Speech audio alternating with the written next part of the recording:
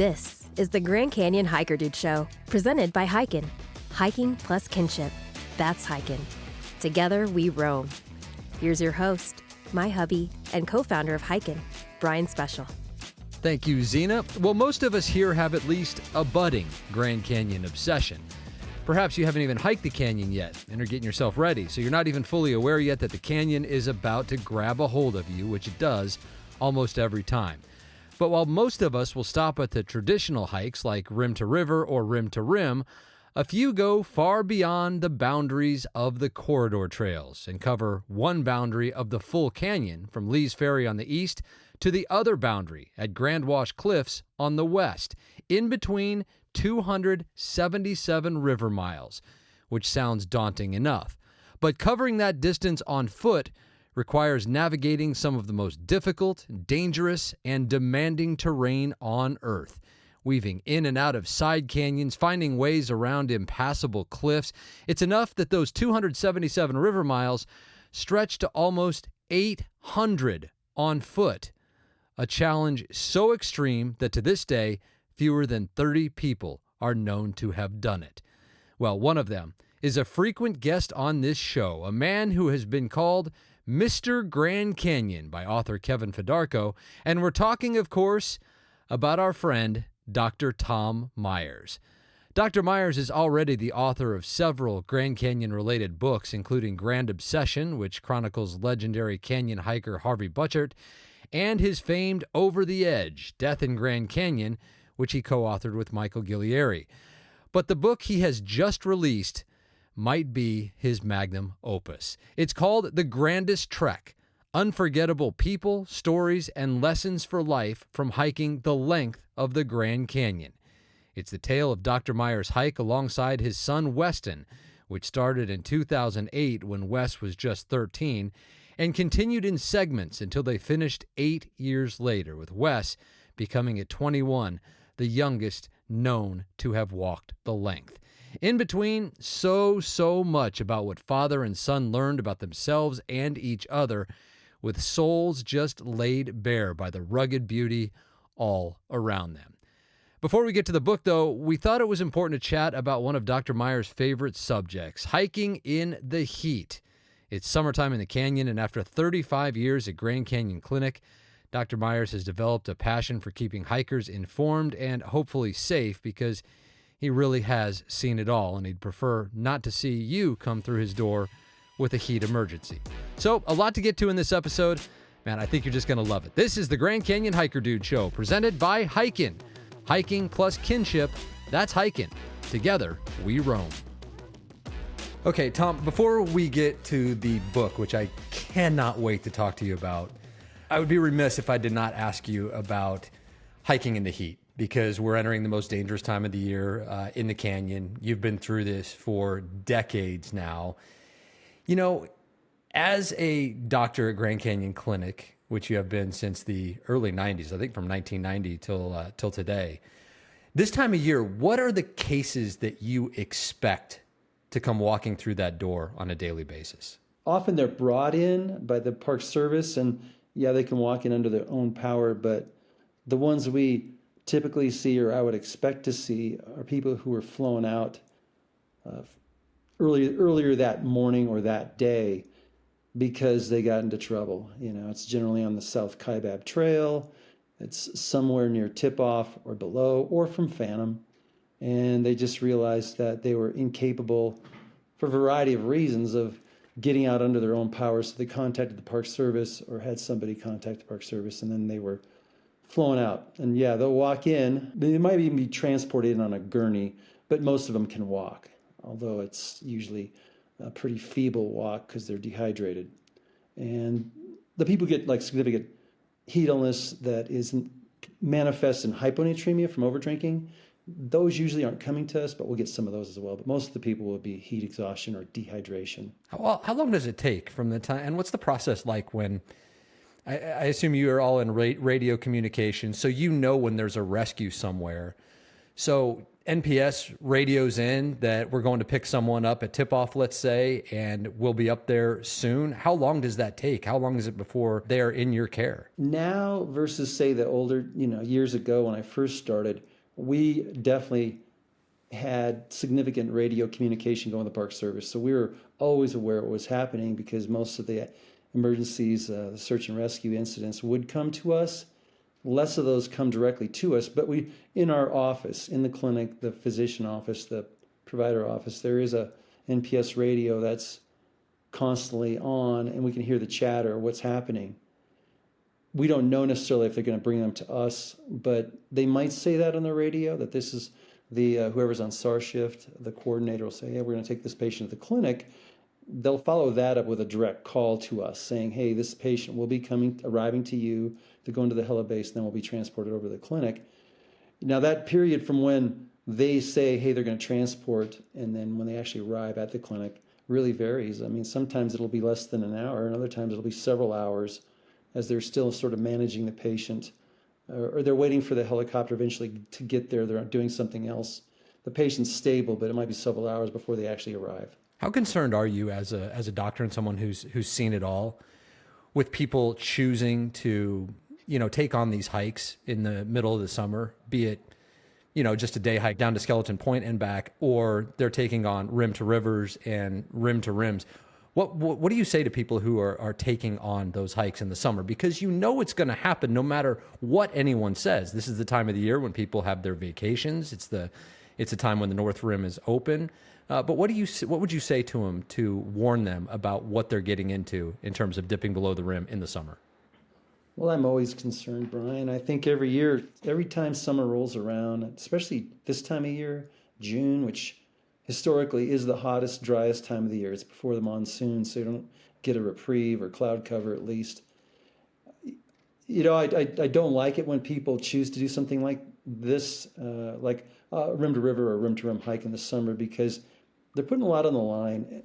And I think what I would say is, especially let me just preface this by saying, if they overestimate what they're doing and they underestimate the heat, that's the most lethal combination. And what they have to understand is if something horrible happens down there, horrific, especially if it involves a child that they're hauling in or somebody who's put their faith in the person who's leading the hike, that, oh, you know what you're doing because you've hiked the Grand Canyon before, that if they have something horribly tragic happen, like a fatality, the family has to live with that forever.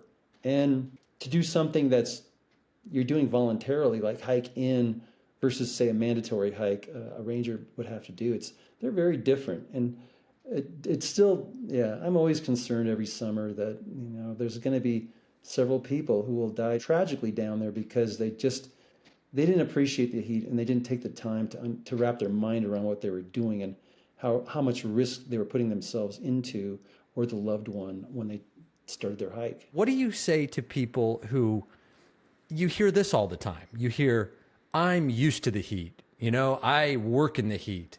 I work out in the heat. I exercise in the heat, and I know you can be heat adapted to a certain extent, but that can lead to overestimating your abilities too, because I assume your body is not always going to, cooperate and operate the way that you think it is when you're doing something so strenuous in such a hostile environment. One of the biggest problems when people have that mindset, Brian, and they do come from all over the United States with the mindset that, I'm used to the heat, I'm used to working out and all that stuff. I'll tell you my experience from people that even come from a hot environment, let's say Phoenix, for example, because a lot of our hikers do come from Phoenix, but most of them, like other places around the United States, is they're really used to air conditioning, right? It's the air-conditioned store, it's the air-conditioned office, it's the air-conditioned home. And so they're moving quickly through the heat, but they don't actually spend time in the heat. The people who work in the heat and are acclimated to it, the ones who are really doing strenuous physical activity in the heat to get acclimated, like roofers or, people who work in, say, road construction, outdoor stuff, carpenters, framers, and even they will try to avoid the hottest times of the day. They don't come to the canyon to hike typically, not in my experience. So the people that from these other areas, and they do work out, most of their workouts, the vast, vast majority, are not mimicking the conditions they're going to have in there, where it's going to be extremely hot, 115, 120 degrees. Where are they going to find a place that simulates that? Virtually nowhere, unless you're actually in the desert doing it. So they get a little bit cocky or, overconfident. Maybe that's the best the kindest way to say it. You're overconfident. And the people that tell me that they were overconfident and they got into trouble, they're pretty sheepish about it. It's like, yeah, I just didn't know. And they're sincere, but if you're ignorant because of choice, you just decided, hey, you already knew it all. That's a bad thing. Ignorance by circumstances, like, well, I'm a child, I got hauled in there. That's very different. Somebody else was acting on my behalf and they made the decision and I actually didn't do it. Those are the ones that really, really bother me. We had Lisa Hendy on a couple of weeks ago, as you know, because you're the one who provided the introduction to Canyon District Ranger Lisa Hendy, and she was fantastic, Tom. So we appreciate that introduction. That's how she ended up on the show here. But she was very clear about the things that worry the Rangers below the rim is the overconfident hiker, the one who, the Rangers will stop and ask them how they're doing. And she says they just kind of look past them and are very, arrogant about what they're doing.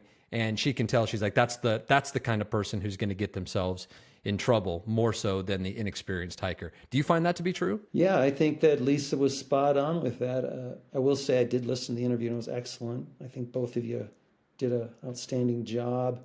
The ones who are really naive, the vast majority, Brian, they'll sort of get it right off the bat. They'll start in and like, whoa, this is getting really hot. Before they get too far, they already can tell they're probably going to be in over their head. And so the vast majority will turn around at that point. If somebody does have that overconfidence or arrogance, that I'm used to working out, I do a lot of this stuff, I do it at sea level, and the temperatures are much more temperate than blazing hot desert, those people will definitely go beyond their ability. And so, yeah, there's cockiness or the arrogance that will push them beyond their limit. And then they get down inside and then there's hell to pay, trying to get back out. And I mean, I feel bad for both parties, but I think that fortunately most people are really good about recognizing what they're up against and also being honest about their ability, and they'll turn around long before they get into trouble. I'm sure in your line of work there are a lot of misnomers that you have to deal with. And I don't know, I could be wrong about this, but I feel like one of them, to a certain extent, is, hey, if you are thirsty, you're already dehydrated. How much truth is there to that? And how much does, believing that lead to another ailment that we talk about often here, which is hyponatremia, which people might not even be aware of that much, hyponatremia. That's something we've only really heard about recently, it feels like, at least. Right. So the first part of your question, if you're thirsty, you're already dehydrated. That's true.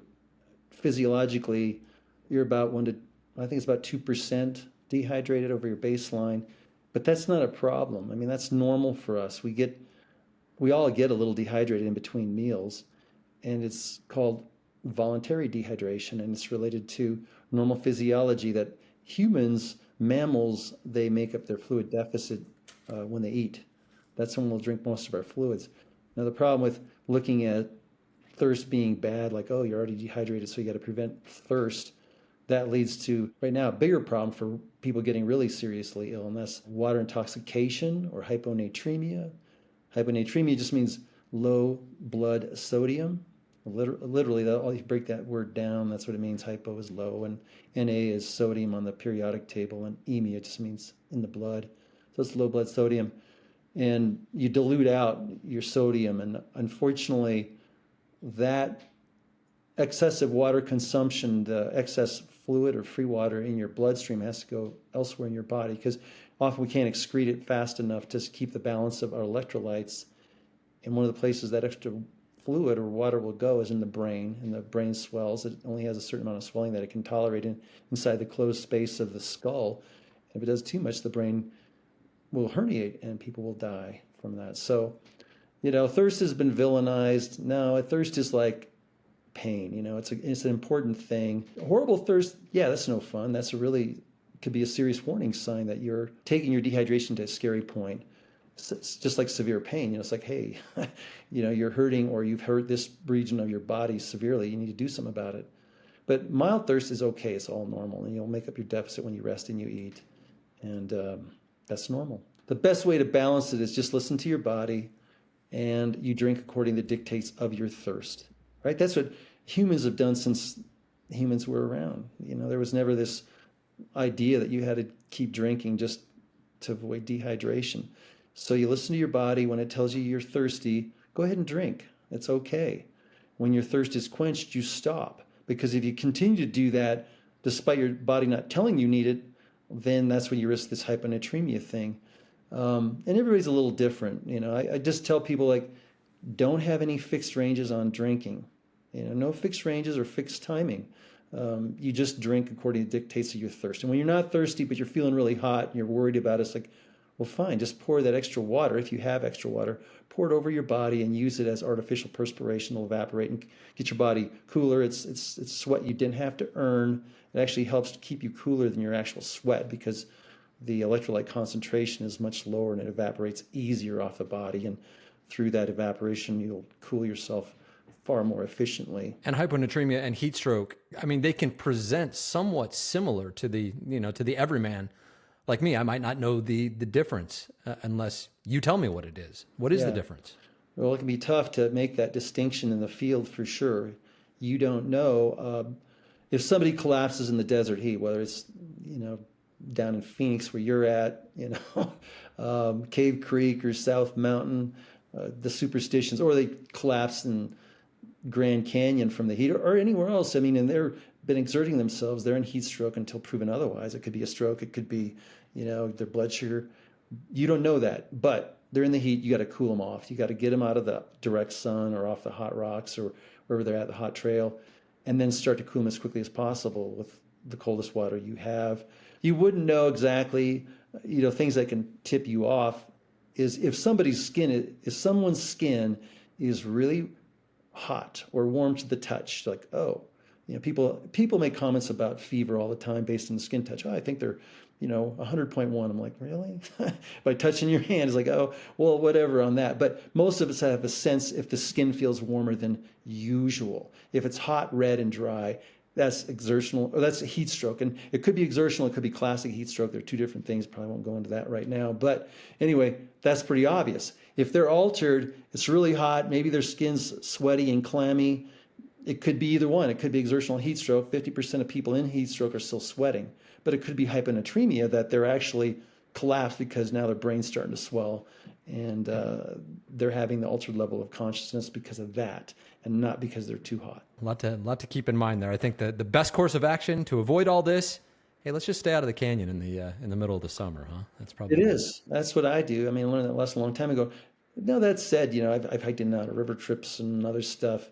And if you do, you avoid the hottest time of the day, right? And you say this all the time in your show, going early, right? You have the shade tracker and all this stuff, where to find shade and stuff. And then you wait out the hottest hours and then you hike out when it's cooler. That makes sense for those who really want to do it. You can do it safely, get wet, stay wet, use the evaporative cooling to your advantage, especially if you're near a creek, like say Garden Creek or Pipe Creek, the Colorado River, get wet. It can be actually really pleasant. Now, I'm not saying somebody should go do it based on, hey, Dr. Myers should go ahead. It's like, no, use good judgment. And if you can avoid it and do it in the shoulder seasons or the winter, it's far better, far more enjoyable. Yeah, for sure. Okay, well, let's talk about the book. Shade can save your life. That's why we invested in the Grand Canyon Shade Tracker, a completely free tool that lets you see when and where you'll have shade on your hike, no matter the trail, no matter the day, no matter the time. Plan your hike around maximizing your time in the shade and stay safe from the brutal canyon sun. The Grand Canyon Shade Tracker is brought to you free of charge by hiKin Grand Canyon, and you can find it at gcshadetracker.com. That's gcshadetracker.com. Go on, hunt that shade, and have a happier hike. I have been looking forward to this, Tom, because I know you pretty well now, and you're probably the most humble person I know. When I think of you, I think of two things. I think of humility and I think of kindness. That's just, to me, who you are and what comes to mind. So knowing that, about yourself, you're a humble person no matter what you're going to try to say here. How difficult was it for you to write a book like this from your point of view, number one, and also, really just laying your soul out there and your relationships with your family and your son and, putting that out there for the whole world to see. How difficult was it for you to write a book like this from that perspective? Well, first I'll say, you're getting me kind of a little teary-eyed here, Brian. I mean, to call me so humble and kind, that gets me kind of emotional. And I've been that way my whole life. I've always kind of been a sort of a sentimental old fool, even when I was young. That said, to express some of the emotion that I wanted to in the book, it wasn't easy. And even talking my son Weston into sort of bearing his soul as well, it wasn't easy. I mulled it over for years and years. I mean, the book really, I think back to when I first came up with the idea of hiking end to end. That was in 1985. So like 40 years in the making. So I had a lot of time to contemplate putting the emotions in there and some of the rawness about what Grand Canyon has meant to me, trying to think of how I might be perceived. One of the things with Grand Canyon explorers, and I think it's anywhere, as a matter of fact, people who do stuff in the outdoors or activities that might be considered macho or brave or heroic, you don't ever want to look weak. You don't ever want to look like you had dark times in your life that, oh yeah, I've always had it all together, and never struggled emotionally. So deciding that, no, I'm gonna just put it out there. I'm just gonna let people know that my life, like most people's lives, have had speed bumps and difficult times. And over the years, I think some people look at Tom Myers and they go, oh yeah, the guy's, had the world by the tail. He's got this great wife and a great life, and he's had this idyllic career working at Grand Canyon, and it just sort of happened and never had any struggles. Well, that's not true. And all of us have our here's a cliche, our crosses to bear or our difficult streams to navigate. And I've had my own, and Weston has too. So it took years to finally make the decision to actually put it in print. Yeah, well, I'm so grateful that you did. I mean, this is legacy stuff that we're talking about here. And, I find it interesting just as a parent, especially, how this journey, all just kind of began when it's like, okay, Wes has agreed to do this. We're going to do this. Now we're putting it into practice. And I find it funny because I know that, your wife, Becky, was reluctant in the beginning to, even allow river trips with the kids. And now, you're taking her young teenager out to hike the length of the Grand Canyon with his dad. And, I think you convinced her that everything was going to be just hunky-dory and everything was going to be fine. And then on day one, going through Marble Canyon, there are you and Wes at some very sketchy points along cliffs above the river and things like that. And this whole plan with Mom could have just backfired immediately. So how did that all come about with convincing your wife that it was going to be okay to take her pride and joy out on an adventure like this? Yeah. Well, when Wes hit adolescence, we could already sense that he was going to have some struggles. I mean, all of us do. I can't say all of us, but most people do. I think Becky and I both had a sense of urgency, to try to intervene, as a parent would. It's like, hey, I want my kid in a good headspace. I knew that she knew it as well, that going into places like Grand Canyon, getting on river trips and stuff like that, he was generally in a good headspace. And she also knew and encouraged me to develop a father-son relationship that I never had. And so I told her I wanted to combine those and going end to end. And I thought she also knew that Weston was very competitive, just part of his nature. And I'm not going to say he didn't learn that from me. I mean, some of it obviously, to push yourself to become a physician, that wasn't easy. And so, you got to compete with all the other pre-meds and all that stuff. So, and competition can be a good thing, right? It makes you challenge yourself and try to strive for your best. But when I tried to sell it to Becky, it's like, look, I think Wes would probably buy in this. One, we're doing it together and he in his favorite place. Two, if he does complete it within, X years, he could be the youngest guy to do it. And I threw that carrot out to him. Wes, you're 13. Kenton Grew was, 25 when he finished it. If you finish before 25, hey, you'll be the world record holder that no one cares about. World record holder for the youngest person to walk Grand Canyon from end to end.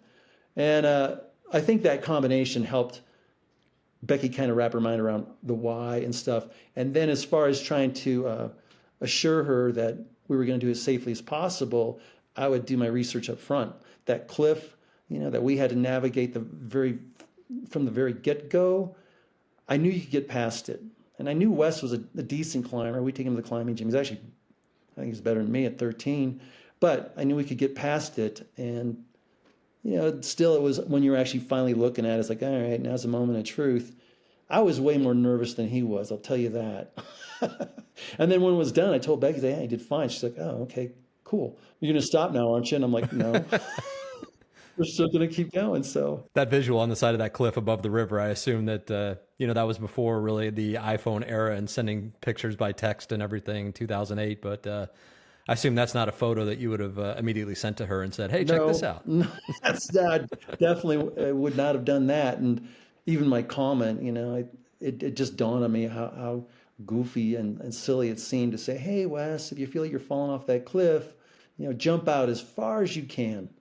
He looks at me and goes, what? And I'm like, oh, this sounded so weird. But yeah, I know I would never have sent Becky a picture of that little climb, even though it wasn't that sketchy, looking back, compared to other stuff that we've done in between, Yeah, I'm sure there's plenty of stuff later. How many times are you running into, sketchy situations when hiking the length of the Grand Canyon? I think this ended up being, 600 or 700 miles total to cover 277 river miles.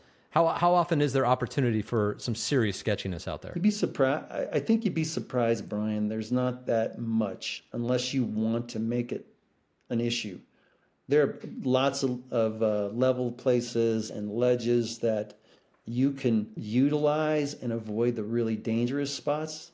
But, if you want to make it perhaps quicker or, shorten, a certain section, you can choose a more risky down climb or do a rappel or something like that. But, there's so many different levels you could do this on. And if you go navigate up and down, you can avoid a lot of the really sketchy spots. You can. But the spot in Marble early on, to stay below the rim, you got to, on that side, on River Right, you got to do that. If the water's really low, you could probably wade it. Maybe you could swim it. I didn't want to do that with a backpack on. I didn't want to set up a pack raft or anything like that. Let's just do this cliff and get past it. But that's one section where it was pretty much unavoidable unless you wanted to, like I said, get in the river or extremely low water, which we didn't have. How much research and how difficult was it to stay on course and know where you were? I mean, I assume route finding skills and map skills and canyoneering skills almost all come really heavily into play. How difficult was it to plan this? Because you were doing it in segments. This wasn't a continuous through hike. You were doing it in segments over several years. How difficult was that to just always know where you are in the Grand Canyon? Because someone like me, a corridor trail rat, I feel like I would you say route finding to me and it's like, oh no, I'm going to end up dead if I do something like that. But how difficult actually is it? I don't think it's that difficult, honestly. If you read The Man Who Walked Through Time, and I'm sure you have, by Fletcher, he talks about looking at those ledges below Havasu where he started, and it's like, oh yeah, I can see there where you can go. And I think it's really similar to every part of the canyon, that if you just look at what's ahead of you and pay attention to landscape, and you'll find where the bighorn and the deer go. They're all over the place down there. So to actually plan it at a say a level that's very specific to one spot, you can't do that at all. The devil's in the detail. You can look at a map and have a rough idea where you might want to go, but it's not till you're right at that point and you're looking at the terrain immediately ahead of you that they'll make the call about where to go. Even if somebody tells you, hey, this is where I went, and they may even have a topo and they drew it on there and stuff, and we didn't have that. I just sort of get general idea and talk to friends and, use George Steck's book for some of the loop hikes for certain sections that we were doing in loops. You can get a general idea, but then where the rubber meets the road is what's immediately in front of you. And most of the time, Brian, you can get past something.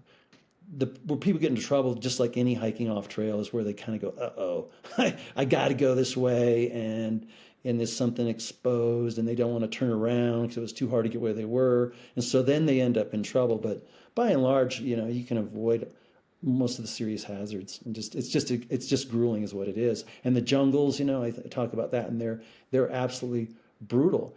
And you could go high and probably miss a lot of that, but we wanted to be near water. That was part of the deal. So suffering the jungles was it was intentional, just so we could camp at the river and enjoy a good river camp, which are the best. Yeah, that sounded nightmarish, getting through all that stuff you had to get through. And you mentioned always, having to choose the safest route. And sometimes, as we found out in the book, I love this story, Tom, sometimes that gets you in trouble with the law. I mean, that pretty much happened to you when you were on, I don't remember if it was Havasupai land or Hualapai land, and you guys popped out at the end of a hike, and you had chosen a safe direction, but you were on land that you apparently shouldn't have been on, and things kind of took an interesting turn as you guys surfaced. Yeah, that was on Hualapai land, and my intention was to stay on River Right the whole way, except for this one. It's a large lava dike at about river mile 184, 185.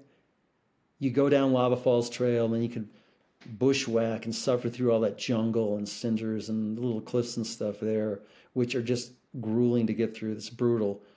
Then once you get down above this big dike, which on River Right, which is like 300-400 feet tall, our plan was to pack raft across, just get below it, get on River Left, directly opposite, so we were still continuing our line, walk below, inflate the boats, and then go back to River Right.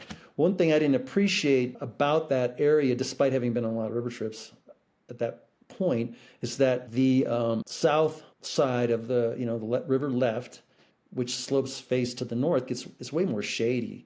The shade is so significant there that there's a lot more vegetation, and you're getting into like Mojave Desert down there. But on River Right, that gets blasted by the sun. It's so desiccated. It's just way harder to walk. Everything's loose. Everything falls apart. So on River Left, we were walking there. It's like, wow, this is a lot easier. So one thing led to another. We're walking. We're making good time. It's like, let's just stay over here for right now. We know we're on Hualapai land. And I don't trespass on Native American land. I don't.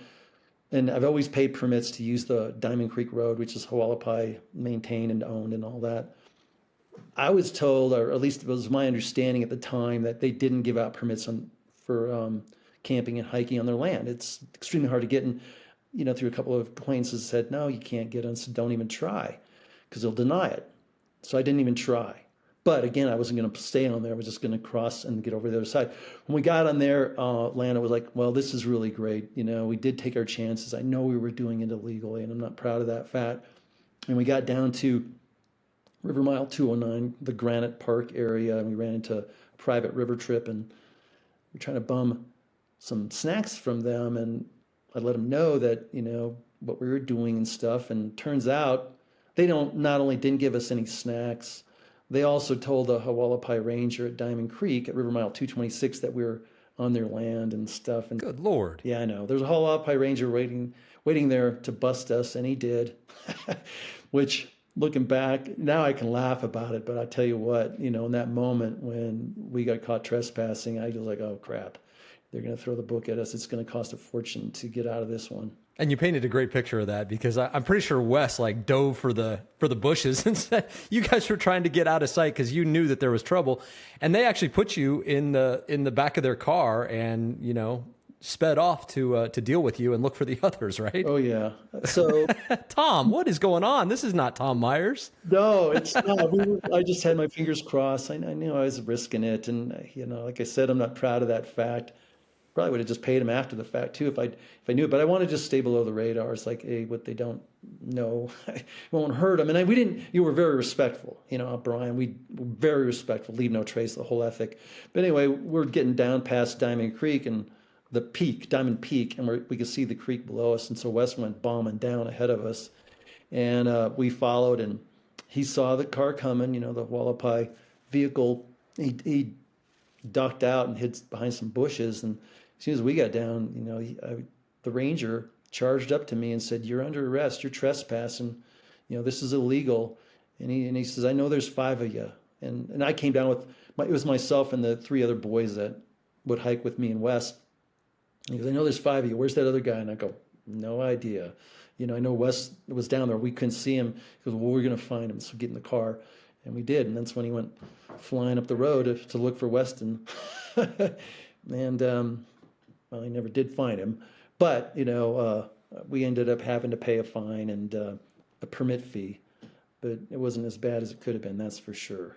Well, that's some exciting times. I mean, probably not what you expected for your exciting, memorable situation in the Grand Canyon is being placed under arrest by the Hualapai tribe. Tom, that's well, he didn't cuff me. That was a good thing. That would have made the story even better, though. Let's be honest. Yeah, that would have been easy. I'm glad that didn't happen. Oh man, one of those things you're going to look back and laugh, and here we are. Breaking Canyon news, hike reports, and answers to all your questions. Find it all in our hiKin Grand Canyon Facebook group. Inside, you'll have access to Brian, Coach Arnie, and just about everyone you've ever heard on this show, all there in a safe, judgment-free space, geared to root each other on and help you have your best possible Grand Canyon experience. The hiKin Grand Canyon Facebook group is the official group of the Grand Canyon Hiker Dude Show and is completely free to join. Just search for hiKin, HIKIN, Grand Canyon on Facebook, and join the conversation today. You mentioned, staying on River Left and River Left would be the south side and River North would be the north side of the Colorado. But you mentioned, it was easier over there. There was more shade. I'm curious about, something else that we talked about earlier, and that's overconfidence, right? You're not immune from that. I'm not immune from that. I know that I'm still going to make mistakes when I go into the canyon. Next time, the time after, it's going to happen. Something is going to happen. I remember, as a hiker, when you were hiking in a time when it was hot and you were certain that you were going to find water in a certain pothole, and you talked about seeing it off in the distance. Oh, we're going to be okay. The next day, we're going to camp here. We're going to get our water the next day. You guys get to that pothole. You discover that it's actually empty, that it was a reflection or something that you were seeing. And now suddenly, whoa, we might have gotten ourselves into trouble here because I was overconfident. And now you've got to find water, which can obviously be the most difficult possible thing you can do on a through hike of the Grand Canyon. So that overconfidence can come into play for someone as experienced as you as well. True? Definitely. That's another thing I'm not proud of. I felt confident, that we were going to find that pothole full of water because it's a huge pothole. This is in Marble Canyon. And looking down from the rim, I didn't have binoculars. That was my first mistake, or one of the mistakes, because we probably could have verified if the staining within these Supai pothole was actually water or just staining. From the rim, it was dark. It's like, oh, okay, it could be water. Didn't see anything glinting off of it, but it was also in the shade, so couldn't prove that it was water, but it looked like it. And then second of all, I had been there once before, and under some of those hoodoos of Supai sandstone, there was a water cache. Some friends had left, and I know there were several gallons there. I'm like, and I didn't know exactly where it was, Brian, but I thought, worst case scenario, we'll find that. Third thing was, I thought we brought enough water. I did. I had probably, at least 8 liters, for an overnighter. I think Wes had 7, and we had a friend, and he had less. But I thought we had 3 things that would be enough of a safety net: enough water, the pothole, and then some of the water cached, and all 3 failed. So that was terrible. Especially they got Wes in trouble. Where he was 13, and to get my boy into that, and I'm thinking, gosh dang it, and it wasn't super hot. It was warm. It was October, and I thought, this is a good month. Hopefully there may be some potholes, even though that's generally a drier time for creeks and streams and potholes, because they'll dry up pretty quick unless they're big and deep. And this thing was completely dry. But so yeah, we just got blindsided by all of that, and it was really scary. I could look back now and maybe sound a little more nonchalant about it, but we had to leave our friend, and he was out of water, so it could have ended really poorly. I'm so grateful it didn't. One of the things that might be a surprise to someone who picks up this book and expects it to just be this tale of the grandest trek across the length of the Grand Canyon, they might expect just an account, a journaling of everything that was happening on this trip. But I would say that that your actual hike might have made up half of the book, because you chose to brilliantly, I might add, weave in all of these stories about all of these legends of the Grand Canyon and the people who have preceded you in hiking the length of the canyon, that you obviously felt, very called to share their stories. And we're talking about, from Harvey Butcher to Kenton Grua, George Steck, Robert Benson, who I did not know about and who became an incredibly important part of this book. Why was that so important to you, to tell the stories of all these people who have come before you and influenced who you are and what you were doing? Well, first of all, thanks for using the word brilliantly to describe putting those in there. I thought it was, and I appreciate that you feel the same way. Years ago, Brian, when I started reading everything I could on Grand Canyon, especially for hiking and experiences on foot, it dawned on me that we only had like three things. This is actually as of the 1990s. We had The Man Who Walked Through Time by Colin Fletcher. We had Grand Canyon Treks by Harvey Butcher, and we had Loop Hikes by George Steck. And then there was some other trail guide books like Scott Viboney's Guide to Hiking the Inner Canyon, but there was nothing out there that sort of delved into this, I thought, had to exist, this rich body of stories and that should be written about hikers, and what's the legacy for those of us who really want to experience this place on foot. They got to be out there. So I started just doing my own research about who the most significant hikers were and what they did and when and why. Because I'll say also, to preface putting these hikers in there, when you look at the Colorado River and Grand Canyon and how many books and how much has been written about the Colorado River, and stories about John Wesley Powell or Glenn and Bessie Hyde or Georgie White, there's a huge body of information that looks at personalities and people who've done these things and exploration, and we had nothing. So I wanted to go into like Harvey's story first and foremost, and others like Merrill Clubb or Alan McRae, then the George Stecks. And there are also these other people that are way below the radar, like a Robert Benson, who is one of the greatest hikers the Southwest has ever seen. And I think his legacy and these others, their legacies should be remembered. I didn't want them lost to the sands of time. I'm a history buff, at heart. My undergraduate degree was in history, and I just loved the storytelling. And I thought, gosh, some of this stuff is so rich and so fun and so important to those of us who feel similar about the place, especially exploring it on foot, that got to record it, got to get it down on paper.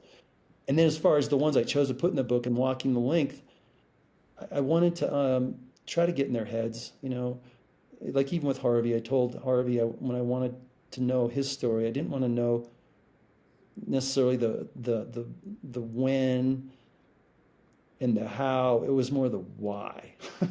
Why do you do it? The who and the why. Who are you and why would you do this? And what did you want out of it? What do any of us want out of this place? And the ones I chose, I think, are a good mix. I think there was and like you said, there are a lot of stories that people haven't known about, and to me it was fun to be able to be the first one to tell it. The Robert Benson story especially, because that's not a name that I was familiar with, yet you found it important enough. We talked about the kindness and the humility, which is what I think of when I think of you.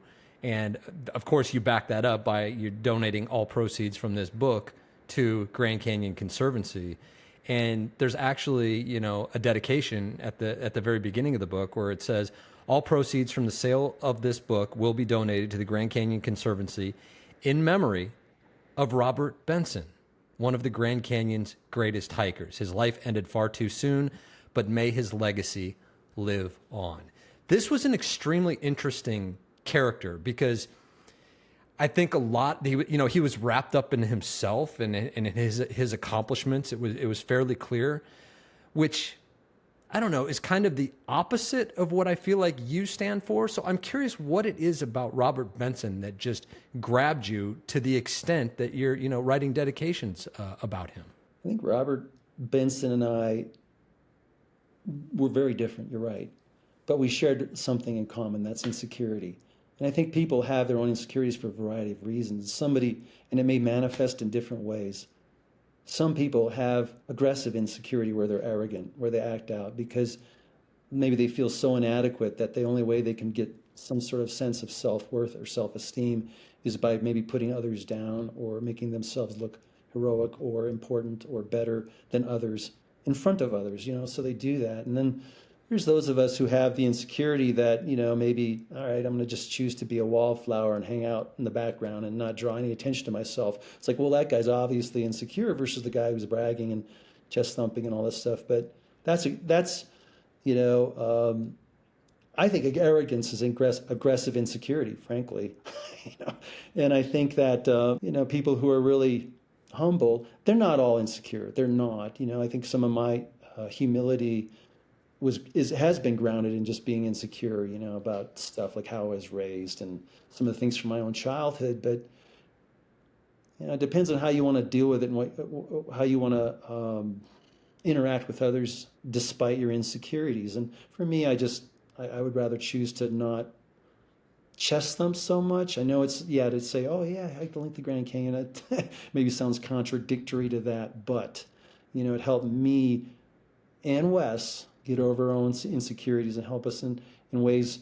It helped Robert Benson, but it wasn't enough. He struggled. And for your listeners who don't know him, he was born in Germany, the son of a man who was raised in the Hitler Youth culture and Aryanism, and he had some huge insecurities about being nearsighted and dyslexic, and I think he just suffered with poor self-esteem. I never met him. I wish I could have. I wish I could have gotten his head, kind of find out what he's like. I don't know if I would like to hike with him. I probably wouldn't have, but I still would have liked to have met him and talked to him. Oh, he obviously made an impact on you, and that was, again, an unexpected part of this book. And I think all great, books, they have the unexpected in them. And I think this one did in many different places and manifested itself in many, many different ways. And the one that I thought was maybe the most powerful in the entire book, in this book by Tom Myers, wasn't even written by Tom Myers. I think the most perhaps powerful section of this book was written by your son, Wes. And this was, for those that don't know, this was late in the hike. And Wes was doing a segment by himself, and I think you sent him off at Lee's Ferry, and you were off to do a river trip. He was completing a segment that he hadn't completed, and he was insisting on doing it himself. This is later. This is years later. He's not a 13-year-old, obviously. But you guys knew that there were thunderstorms coming in, and you had the talk with him about, the potential for flash floods. But then sure enough, unbeknownst to you on a river trip, there's Wes in a side canyon during a just biblical flash flood that you don't even know about until later. And he has to deal with that, and he has to come to grips with his life. And what he wrote just laid bare his soul to the world. And he wrote about you, and he wrote about his relationship with his mother, which was incredibly powerful and choked me up. But I'm just curious what that was like. First of all, in hindsight, knowing that your son was in a life-threatening situation and you were not there, but also just what it means to you and what it means to Becky to read what he wrote in such an eloquent and powerful and memorable way. Well, you've gotten me all choked up myself here, Brian, just thinking about that. And I really appreciate you verbalizing what I feel, that I do think it's the most important and powerful chapter in the book, and the best one. As an aside, I'll just tell you this, that when my co-author of Over the Edge, Michael Guillieri, read that chapter, he said to me, he goes, wow, this is really powerful. He said, but I got to know, did Weston actually write this? And I said, yes, he did. He goes, wow, it's really good. You should take some lessons from him. And I'm like, right, Weston is a good writer. And just for what it's worth, too, it's like I do get choked up with that. And Becky still hasn't read it. She just tells me she can't. She just she knows where her mind will go. And Wes wasn't in a good headspace at that time, and that particular flood, and it was in Kanab Creek, and we looked at the U.S. Geologic Survey website for what Kanab Creek was flowing at the time when that flood peaked, and it was just a little less than what the Colorado River was doing. It was 9,000 cubic feet a second, which is just massive. Like you said, biblical, huge, and he got trapped against the canyon wall, and he couldn't go any higher. If the water had gone a little higher, he had no place to go. Up, down, he couldn't climb it. It was unclimbable, and it peaked at that point. And during that night, when it was raging by him, he did a lot of soul searching about his life and who he was, and some things, and reflecting on his mom, and when he was in a bad headspace in high school. And I did encourage him to do that hike. We thought we would, the timing would be such, and he knew enough about monsoon flash floods that he would get in and be not in a slot during that mid-afternoon. He knew the warning signs of flash flooding. And I've actually hiked that same thing by myself, the same area where he went, off of Swamp Point, through Saddle Canyon, past, Tapeats Creek, Deer Creek, and over to Kanab. And then up Kanab, I've done that, but I did it solo. But, the size of the flood that came into Kanab Creek was very rare. And so that was the unexpected part. And I think about having encouraged him to do that. And he said, Dad, I just want to do it on my own. I'm ready. I want to tackle this because I really want to, finish walking end to end. I'm like, well, good for you, son. Use all the things you know about how to mitigate your risk if it is raining, if the big storm does come and you're in a narrow place. But, in some ways, I'm not somebody who really ascribes to the everything for a reason philosophy. I don't know, I struggle with that. But in this case, it just seems like there was a reason. The divine intervention, providence that kept him alive and helped him in that moment do the soul searching he needed to help put his life in perspective, to put living his life the best way he could, and putting relationships, like his relationship to us, to Becky and I, to his sisters and his friends, like, what does all this mean? And, how can my life be worth living, beyond this, or how do I want to live it? And it was really impactful, powerful. I think the single most powerful moment in his life. And he's honest to a fault about his feelings in there, and to encourage Wes to do that, it was a bit of a challenge, Brian. I mean, he never really verbalized, no, absolutely not. He was like, well, let me think it over.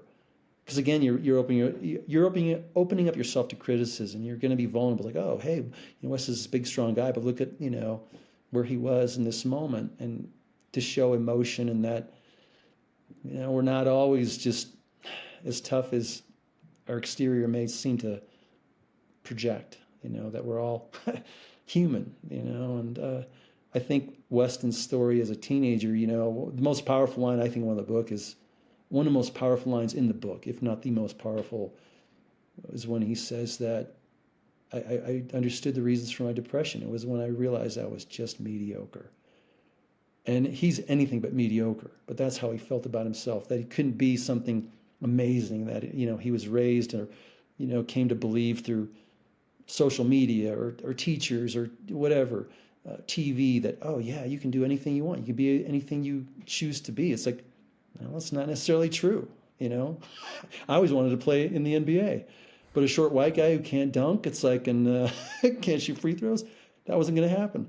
So anyway, Wes finally agreed to it, and I just think it's a masterpiece what he wrote in there, and it just not just even more than the writing. The writing's excellent, but what he's expressed is just, to me, timeless. Is there a moment from the whole trip that sticks out above everything else? I would say that one of them that really stands out in my memory was just the very first night on our first loop, the Cathedral Wash to Soap Creek. When we were at 6 Mile Wash, which is on River Wright, and we had it all to ourselves. That whole day we had the canyon to ourselves, and I just remember sitting there and looking at the cliffs, and Wes had fallen asleep earlier than me, and the shadows were just looming spectacularly, and the river was the little murmur of the river there in the distance, and I'm on this beach with my boy, and I tell you, as a father, you'll relate to this. It was just one of those moments, one for the ages. I'm like, my gosh, I'm doing the grandest hike in the grandest place, and I got my son next to me doing it with me. It's like, it's an awesome feeling. It's like, man, I want to just tattoo this on my brain forever. I'm looking so forward to more of these moments, but I was finally doing it. I was walking the length, getting this monkey off my back, and even better, I had Wes with me. It was just amazing. Well, I mean, you did tattoo it on your brain, and you tattooed it on the rest of us as well to enjoy for all time. It's legacy stuff that you did here, Tom. I feel sorry for people who are going to read this who don't know you, and the reason I say that is because I know you well enough that I can hear your voice, and I could hear your voice and feel what you were trying to convey.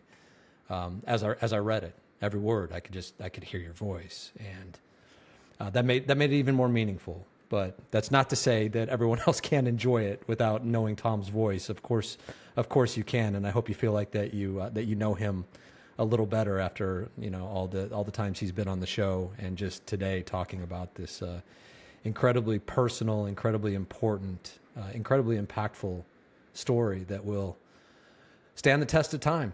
I mean, it will, Tom. This is legacy stuff. I'm proud to know you, my friend. Kevin Fedarko has coined you Mr. Grand Canyon, and we talk about the humility thing, and I'm sure that kind of that's maybe not a title that you want, but it's a title that you have earned, and we're all better for knowing you, and I think everybody who reads this book is going to be better for reading it. So thank you. I think that's all that we can say is thank you for doing it, and it's going to leave a mark, my friend. Thank you. Thank you, Brian. I really appreciate you taking the time to talk to me, as always. I appreciate you, my friend. My friend, Dr. Tom Myers. I hope you'll support him and the Grand Canyon Conservancy. Again, all proceeds from the Grandest Trek go directly to the Conservancy so they can continue their work to protect the park for future generations. The best place to find the book, at the Conservancy's website, grandcanyon.org. That's grandcanyon.org. Well, foot problems have destroyed many a Grand Canyon hike, and Coach Arnie's here with a sticky solution for us. Hey guys, this is Coach Arnie with another Grand Canyon tip of the week. And once again, thank you, Brian, for allowing me to share some wisdom with everybody. This week, this tip is more foot mobility, more foot stuff. Why? It's so important. This is about foot position and how to create better posture. Again, my question, why? Less injuries, less wasted energy, more enjoyment. This is what I call the Velcroed foot. I want you to think about having a piece of Velcro on the bottom of your foot, okay? Think about that for a second. So what are we doing? We want to have the entire foot sticking to the ground, and then you're going to push through the entire foot all the way through the big toe and then drive off the big toe. Why? Because we want to better use the glutes and the extension muscles in the right pattern. And here's the pattern. Glutes first, then your hamstrings, and then your lower back. Now, this is important, and this is why I am so obsessed with the feet. Most of the issues that we're having right now start from the ground, whether it's a knee issue or a hip issue or anything, or a back issue. It's starting with poor movement patterns, poor strength of the feet. So if we better learn how to push off the foot, then we will eliminate, or we will expose a bad movement pattern, and then we can fix it. So think about that Velcro on the bottom of your foot. think about that as you're going up the mountain and pushing through your entire foot, not part of it, all of it. And then through that big toe, the big toe, because that's going to teach you better posture and better movement patterns. I promise you, it works. Now, just go practice. Everything I teach, we got to practice. You got to own it. I love you guys. That's Coach Arnie Fonseca Jr., our exercise physiologist and canyon coach. If you think he can help you, well, give him a call or shoot him a text. His phone number is in the show notes. One of my favorite things about our hiKin Grand Canyon Facebook group is when I read another comment from someone who's just shocked that Arnie either picked up the phone or called them right back. Yeah, it never gets old. Hey, we've added a shirt and hoodie and a poster on our website that might interest you. We're calling it our Ultimate Rim to Rim Collection. All feature the full rim to rim map labeled with all the landmarks, including some that I promise you will find nowhere else on the planet, like the Frying Pan, Split Rock Falls, the Eye of the Needle, Jacob's Ladder. That's why we call it the Ultimate Rim to Rim Collection. And we hope you'll check it out and consider picking one up to support the show and all the free resources we offer here. If not, no biggie. We're going to do what we can to help you no matter what. You can find that all anyways at hikin.club. hikin.club. hikin.club. All right, that's it for now. Don't forget to go to grandcanyon.org and pick up Dr. Meyer's book. That was a great conversation. My name is Brian Special, encouraging you, as always, to go hike the canyon. Take that first step. Embrace the journey. And when you get there, whether it's for time goals or taking your time, just hike your own hike and enjoy every step in the majestic Grand Canyon. We'll see you next time on the Grand Canyon Hiker Dude Show, powered by hiKin. Hiking plus kinship, that's hiKin. We're a community of like-minded hikers helping each other and moving forward as one. hiKin. Together, we roam. This is the hiKin Podcast Network. Look for new episodes of the Grand Canyon Hiker Dude Show on Wednesdays, Tales from Below on Fridays, and hiking meditations in my separate show, Sacred Steps, on Sundays. hiKin. Together we roam.